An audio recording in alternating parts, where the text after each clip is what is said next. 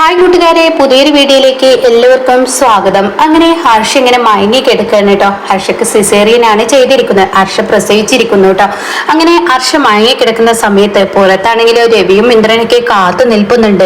ഈ സമയം ഇന്ദ്രൻ ചോദിക്കുന്നുണ്ട്, എന്തായി ഹർഷയുടെ വിവരം? അപ്പോഴേക്കും സുശീലയുടെ കാര്യം പറയാനില്ല, അത്രയും തിരക്കിലാണ് കേട്ടോ സുശീലക്ക് നന്നായി അറിയാലോ തന്റെ പേരക്കുഞ്ഞിനെയാണ് ഹർഷ തരാൻ പോകുന്നത് എന്ന ആ സന്തോഷത്തോടു കൂടിയാണ് കേട്ടോ സുശീല വന്നിരിക്കുന്നത്.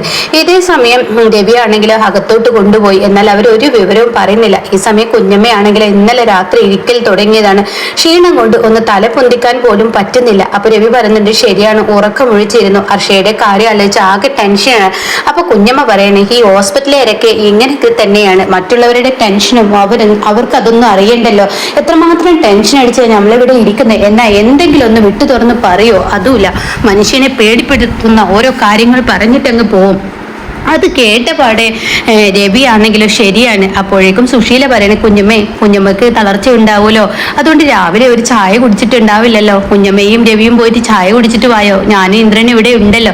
അപ്പോഴേക്കും ഇന്ദ്രൻ പറയണ, അമ്മേ നീ അവിടെ നിൽക്കടാ, ഇവർക്കൊരു സഹായത്തിന് ഒരാളും ഇല്ലാതെ നിൽക്കുമ്പോൾ ഇവരെന്തായാലും ചായ കുടിച്ചോട്ടെ എന്നും പറഞ്ഞിട്ട് രവിയെ തള്ളിവിടുകയാണ് കേട്ടോ. മനഃപൂർവ്വം സുശീല തള്ളിവിടുന്നതാണ്. ഈ സമയം രവിയും അതുപോലെ തന്നെ ഈ പറയുന്ന കുഞ്ഞമ്മയും കൂടി ചായ കുടിക്കാൻ പോവാണ്. അപ്പോഴേക്കും ഇങ്ങനെ ഇന്ദ്രൻ പറയണേ, എന്തിനാ അമ്മ എന്നെ ഇവിടെ പിടിച്ചു നിർത്തുന്നത്? ഞാൻ പറഞ്ഞല്ലോ, ഇവിടുത്തെ കാര്യം കഴിഞ്ഞാൽ ഹർഷയുടെ പ്രസവം കഴിഞ്ഞാൽ തീർച്ചയായും നമ്മൾ നേരെ പോകുന്നത് ഈ പറയുന്ന ദാസിന്റെ അടുത്തോട്ടാണ്. കടയുടെ കാര്യത്തിൽ ഞാനൊരു തീരുമാനം ഉണ്ടാക്കാം എന്നൊക്കെ പറയാൻ കേട്ടോ. പിന്നീടാണെങ്കിലോ ഇന്ദ്രനോട് സുശീല പറയാണ്, എടാ നീ ഒരു കാര്യം ഓർക്കടേ, നിന്റെ കുഞ്ഞും കൂടിയല്ലേ ഹർഷ പ്രസവിക്കുന്നത്. അമ്മേ ഇങ്ങനെയുള്ള വാക്കുകൾ ഇവിടെ പ്രയോഗിക്കാതെ, വെറുതെ പ്രശ്നങ്ങൾ ഉണ്ടാക്കാതെ എന്ന് സുശീല പറയുന്നുണ്ട് കേട്ടോ. ആ സമയമാണെങ്കിലോ സിസ്റ്റർ പുറത്തോട്ട് വരികയാണ്. ഇതേ സമയം സിസ്റ്ററെ കണ്ട സുശീല എന്താ കുഞ്ഞ് എന്ന് ചോദിച്ചും കൊണ്ട് ഓടിച്ചെല്ലാണ്. അപ്പൊ കുഞ്ഞിനെ കയ്യിൽ പിടിച്ചിട്ടാണ് സുശീലയുടെ മുന്നിലോട്ടും ഇന്ദ്രന്റെ മുന്നിലോട്ടും ഈ കുഞ്ഞിനെയും കൊണ്ടുവരുന്നത്. ഈ സമയമാണെങ്കിലോ രവിയും കുഞ്ഞമ്മയും അവിടെ ഇല്ല, അവര് ചായ കുടിക്കാൻ പോയിരിക്കുകയാണ്. അപ്പൊ ഉടൻ തന്നെ സുശീലയോട് പറയാണ്, പെൺകുഞ്ഞാണെന്ന് പറയട്ടോ. ആ സമയം ഹർഷ പ്രസവത്തിന് മുന്നേ, ഇന്ദ്ര ഇത് നമ്മുടെ കുഞ്ഞാണ്, അനുപമക്ക് നീ ഒരു ആൺകുട്ടി കൊടുത്തെങ്കിൽ എനിക്ക് നീ ഒരു പെൺകുട്ടിയാണ് തന്നിരിക്കുന്നത്, നിന്റെ ആഗ്രഹം പോലെ ഒരു മാലാഖയാണ് നമുക്ക് മുന്നിൽ വന്നിരിക്കുന്നത് എന്ന ആ സത്യം ഇങ്ങനെ ഇന്ദ്രന്റെ മുന്നിൽ തെളിയാണ് കേട്ടോ. ഈ നിമിഷം ഹർഷ പറയുന്ന ആ കാര്യം എത്ര സത്യമാണ്. തന്റെ പൊന്നു മോളെ കാണാൻ ഇന്ദ്രന്റെ നെഞ്ചു തുടിച്ചിരിക്കുന്നു കേട്ടോ. ഇന്ദ്രൻ അറിയാതെ ഒരു അച്ഛൻ, ആ അച്ഛൻ എന്നുള്ള ആ ഒരു ഇത് ഇന്ദ്രനിൽ കാണിച്ചിരിക്കുന്നു കേട്ടോ. അവിഹിതമാണെങ്കിലും രക്തം തന്നെയല്ലേ. അങ്ങനെ സുശീലയാണെങ്കിലോ, ഇന്ദ്ര എന്താണ് നീ നോക്കി നിൽക്കുന്നത്, നിന്റെ കുഞ്ഞിനെ വാങ്ങ്. അത് കേട്ട ഉടനെ ഇന്ദ്രൻ, അമ്മേ എന്താ ഈ പറയുന്നത്? അതെ, നിന്റെ കുഞ്ഞിനെ നീ രണ്ട് കൈ കൂട്ടി സ്വീകരിക്കട. അമ്മേ ഇത് ചെയ്യേണ്ട ആള് രവിയല്ലേ, അതിന് രവി ഇവിടെ ഇല്ലല്ലോ, കുഞ്ഞിനെ നീ സ്വീകരിക്കണ്ടേ. ഇത് കേട്ടതിനോട് കൂടിയിട്ട് ഇന്ദ്രൻ പിന്നീട് ഒന്നും നോക്കില്ല. അപ്പോഴായിരിക്കും കേട്ടോ അങ്ങോട്ടേക്ക് ധനൻ വരുന്നത്. ധനൻ ഡോക്ടറെ കാണിക്കാൻ വന്നതാണ്. യാദൃശികമായാണ് ഇവരെ ഇവിടെ കണ്ടത്. അപ്പൊ ആഹാ, ഇതാര് സുശീലാന്റെയും ഇന്ദ്രനോ, എന്താ ഇവിടെ എന്നൊക്കെ പറയുമ്പോ ഉടൻ തന്നെ ഹർഷയുടെ പ്രസവമാണ്, അവൾക്ക് സീരിയസ് ആണ്, അതിന് രവി ഇല്ലേ ഹർഷയുടെ ഭർത്താവ്, അയാളല്ലേ നോക്കേണ്ടത് എന്നൊക്കെ പറയുമ്പോ ദേഷ്യം പിടിക്കുന്നുണ്ടെങ്കിലും താൻ ഒന്നും തന്നെ മിണ്ടില്ല കേട്ടോ.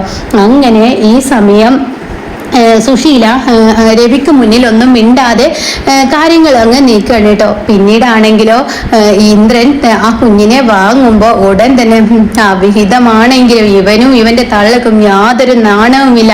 എന്നാൽ ഇവനെ പോലത്തെ ഒരു കോന്തൻ അതെവിടെ ഉണ്ടാവുക? ഹർഷയുടെ ഭർത്താവ് അവനൊരു കോന്തൻ തന്നെ, ഒരു ബുദ്ധിയില്ലാത്ത ഒരു കോന്തൻ. അല്ലാതെ എന്ത് പറയാൻ, പെണ്ണിന് വാല് തൂങ്ങി നടക്കുമ്പോൾ പെണ്ണ് ചെയ്യുന്ന തെറ്റുകൾ തിരിച്ചറിയാനുള്ള കഴിവില്ലല്ലോ എന്നൊക്കെ പുറപുറ പറയുന്നുണ്ട് കേട്ടോ. അങ്ങനെ ഇന്ദ്രൻ ഈ കുഞ്ഞിനെ രണ്ട് കൈ നീട്ടി സ്വീകരിക്കുമ്പോൾ സുശീലക്ക് പറയാൻ വാക്കുകളില്ല കേട്ടോ. അത്രയും സന്തോഷത്തോടു കൂടി സുശീല തന്റെ കുഞ്ഞിനെ വാങ്ങുന്നത് കണ്ട്, തന്റെ പേരക്കുഞ്ഞിനെ വാങ്ങുന്നത് കണ്ട്, ഇന്ദ്രൻ ഒരു മാലാഖ ജനിക്കുന്നത് കണ്ട്, ഇങ്ങനെ ജനിച്ചത് കണ്ട് ആ ഒരു സന്തോഷത്തോടു കൂടി വാങ്ങുമ്പോൾ ഇന്ദ്രൻ തന്റെ കുഞ്ഞിനെ ഇങ്ങനെ നോക്കണേട്ട. ആ തുണി പതുക്കെ നീക്കി തന്റെ കുഞ്ഞിനെ നോക്കുമ്പോൾ ഇന്ദ്രന്റെ മുഖത്ത് ചെറിയൊരു തെളിച്ചൊക്കെ ആയിട്ടോ. അപ്പൊ ഹർഷ വിചാരിച്ചതുപോലെ തന്നെ തന്റെ കുഞ്ഞിനെ അത് ഇന്ദ്രൻ തന്നെ വാങ്ങിയിരിക്കുന്നു. ആ സമയമാണ് രവി വരുന്നത് കേട്ടോ. രവിയെ കാണുന്ന ധനൻ വെറുതെ വിടില്ല. ഉടൻ തന്നെ ധനൻ പറയാണ്, രവി, നീയാണ് കുഞ്ഞിന്റെ അച്ഛനെങ്കിലും വേറൊരാളെ അച്ഛന്റെ സ്ഥാനത്ത് നിന്ന് കുഞ്ഞിനെ വാങ്ങിച്ചിരിക്കുന്നു എന്ന് പറയാൻ കേട്ടോ. ഇത് കേൾക്കുന്നതിനോട് കൂടി ഇന്ദ്രൻ ആ ഷോക്കിൽ നിന്ന് പെട്ടെന്ന് അങ്ങ് മാറാണ്. അങ്ങനെ ഇന്ദ്രൻ, ഈശ്വര, ഇത് എന്റെ കുഞ്ഞാണെങ്കിലും പക്ഷെ എനിക്കിപ്പോ ഇവരുടെ മുന്നിൽ കാണിക്കാൻ പറ്റില്ലല്ലോ. അപ്പൊ ഉടൻ തന്നെ സുശീല, എന്തിനാ ധന വെറുതെ പ്രശ്നം ഉണ്ടാക്കുന്നത്? ഇവിടെ രവി ഇല്ലാത്തത് കൊണ്ടാണ് ഇന്ദ്രനോട് കുഞ്ഞിനെ വാങ്ങാൻ പറഞ്ഞത്. എനിക്കാണെങ്കിലോ പഴയതുപോലെ കുഞ്ഞുങ്ങളെ എടുക്കാനുള്ള ആരോഗ്യശേഷിയൊന്നുമില്ല. അപ്പൊ കുഞ്ഞിനെ എന്തായാലും വാങ്ങണ്ടേ? ഹർഷ പ്രസവിച്ചു, കുഞ്ഞിനെ സിസ്റ്റർ തരാൻ വരുമ്പോ ഇവിടെ രവി ഇല്ലാത്തത് കൊണ്ട് അത് വാങ്ങേണ്ടി വന്നില്ലേ എന്ന് പറയുമ്പോ അത്ര വലിയ ഇതൊന്നും രവിക്ക് അതൊന്നും ഉൾക്കൊള്ളാൻ പറ്റാത്ത ആ മാനസികാവസ്ഥയാണ് കേട്ടോ. അങ്ങനെ കുഞ്ഞിനെ തരൂ എന്ന് പറയണേ. അപ്പോഴേക്കും സുശീല ചോദിക്കുക, ഹർഷയ്ക്ക് ഒരു കുഴപ്പമില്ലല്ലോ? ഇല്ല, കുഴപ്പമില്ല, ഏതാനും മണിക്കൂറുകൾക്കുള്ളിൽ ഹർഷ കണ്ണു തുറക്കും എന്നും പറഞ്ഞിട്ട് അവിടെ നിന്നും പോകുമ്പോ ഉടൻ തന്നെ ധനൻ ഒരു തരം കളിയാക്കിയതുപോലെ ഇങ്ങനെ രവിയെ നോക്കാണ് കേട്ടോ. ഈ സമയം രവിയോട് കുഞ്ഞമ്മ വരാൻ പറയണേ. രവി, ഞാൻ പറഞ്ഞു, നീ ആവശ്യമില്ലാത്തോടത്ത് കയറി ഇറങ്ങാൻ നീ ഇടം കൊടുത്തു കഴിഞ്ഞാൽ നിന്റെ സ്ഥാനം പോലും നിനക്ക് നഷ്ടപ്പെട്ടും കൊണ്ടിരിക്കും എന്നുള്ളതാണ് ഇപ്പൊ നിനക്ക് മുന്നിൽ കണ്ടത്. നിന്റെ കുഞ്ഞിനെ പോലും നിനക്ക് വാങ്ങാൻ കഴിയാത്തൊരവസ്ഥയിലാണ് പോയത് എന്നൊക്കെ പറയുമ്പോൾ രവിയുടെ ഉള്ളിൽ ഒരു വേദന തന്നെ ആവുകയാണ് കേട്ടോ. അങ്ങനെ രവിയുടെ യഥാർത്ഥ സ്വഭാവം കാണിക്കാൻ ഒരുങ്ങാണ്. രവി പിന്നീട്, സുശീലാൻറ്റി, ഇനി കാര്യങ്ങളൊക്കെ കഴിഞ്ഞില്ലേ, ഇനി സുശീലാൻറ്റി ഇവിടെ നിൽക്കണമെന്നില്ല, സുശീലാൻറ്റി പൊയ്ക്കോളൂ. അത് കേട്ടുടനെ സുശീല, അതെങ്ങനെ ശരിയാവൂ രവി?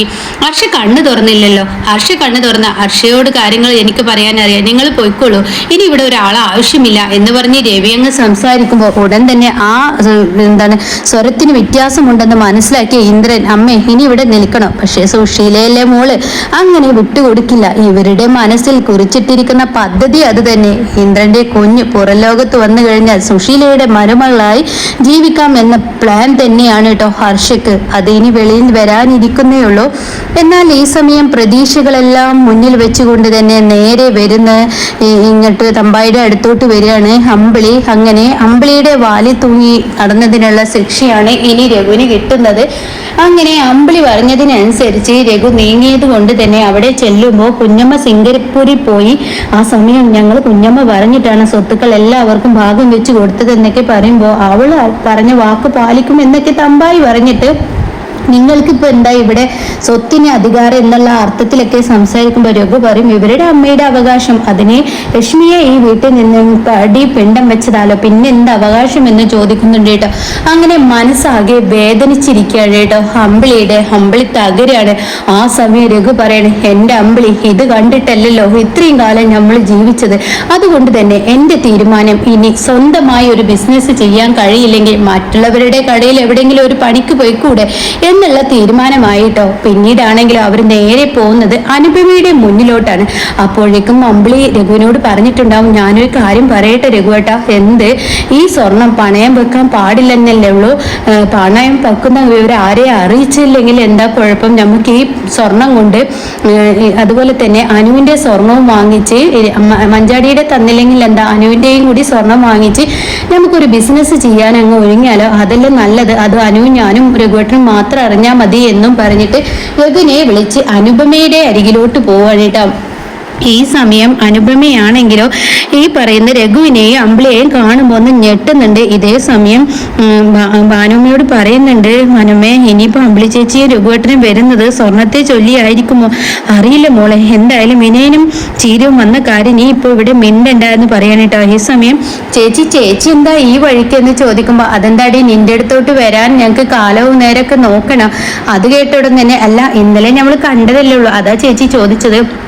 അപ്പോൾ ഉടൻ തന്നെ അമ്പിളി പറയണേ, ഞാനൊരു കാര്യമുണ്ട്, ഞാൻ ഇന്നലെ സ്വത്തുക്കളെല്ലാം ഭാഗം വെക്കാൻ തീരുമാനിച്ചത് ചെറിയമ്മ പറഞ്ഞിട്ടാണ്. പക്ഷേ പ്രതീക്ഷകളെല്ലാം കൈവിട്ടു പോയി. ചെറിയമ്മ സിംഗപ്പൂരിലോട്ട് പോയി. അതുകൊണ്ട് തന്നെ രഘുവേട്ടന് ഇനി ഒരു ബിസിനസ് തുടങ്ങാൻ യാതൊരു മാർഗവുമില്ല. അതിനെന്താ ചേച്ചി, ഈശ്വരൻ എന്തെങ്കിലും ഒരു വഴി കാണിച്ചു തരും. ഹനു, നീ മനസ്സ് വെച്ചാൽ തീർച്ചയായും രഘുവേട്ടന് ഒരു ബിസിനസ് തുടങ്ങാം. അതെങ്ങനെയെന്ന് ചോദിക്കുമ്പോൾ, അല്ല, നിനക്കും അച്ഛൻ 20 പവൻ തന്നിട്ടുണ്ടല്ലോ, ആ 20 പവൻ അനു ഞങ്ങൾക്ക് തരുമോ?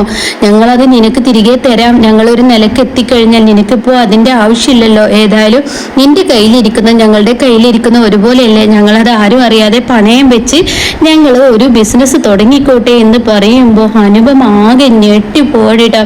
ഈശ്വര, ഇനിയിപ്പോ ചേച്ചിയെ രഘുവേട്ടനെ വേദനിപ്പിക്കേണ്ട ആ മാനസികാവസ്ഥയിലാണല്ലോ എനിക്ക് വന്നെത്തിച്ചേർന്നിരിക്കുന്നത്. ഇനി ഞാൻ ഇവര് മനഃപൂർവ്വം കൊടുക്കുന്നതാണല്ലോ എന്ന് തോന്നൽ ഇവരിൽ ഉണ്ടാവുമല്ലോ. കടയുടെ കാര്യത്തിലും ഇപ്പൊ സ്വർണത്തിന്റെ കാര്യത്തിലും അങ്ങനെ ആയല്ലോ എന്നുള്ള ആ ഒരു പ്രതിസന്ധിയോട് കൂടി നിൽക്കുകയാണ് കേട്ടോ.